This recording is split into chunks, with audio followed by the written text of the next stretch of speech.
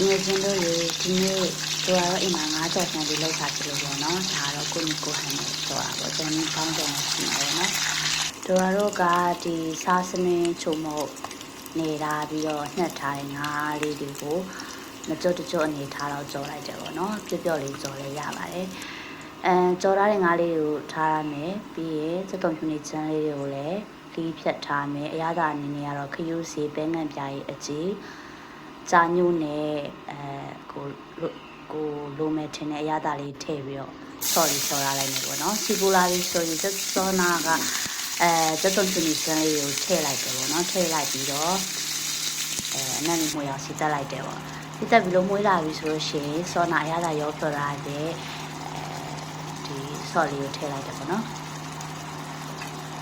ထည့်ပြီးတော့ဒီစက်စုံဖြူနေစမ်းလေးတွေကနည်းနည်းနွမ်းလာပြီးပျော့လာပြီဆိုလို့ရှိရင်နော်မှွေးလာပြီဆိုရင်စောနာကြော်ပြီးတော့ဖေထားတဲ့ငါးကြော်လေးကိုထည့်ပြီးတော့ရောထည့်ပြီးရောမှွေလိုက်မှာပေါ့နော်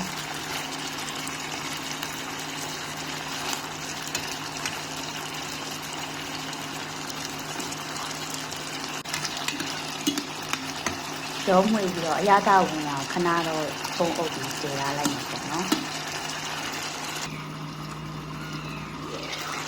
အဲ့ဒီအချိန်မှာအရသာပုံဝင်ချင်တယ်ဆိုရင်ကိုကရေလေးနဲ့ထည့်ပြီးတော့လဲခဏတဲတာပြီးလို့ရပါတယ်နော်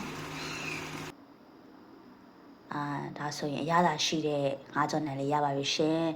စက်သွမိန်လေးအုပ်လေးရပါတယ်နော်တငယ်ချင်းတို့ရေ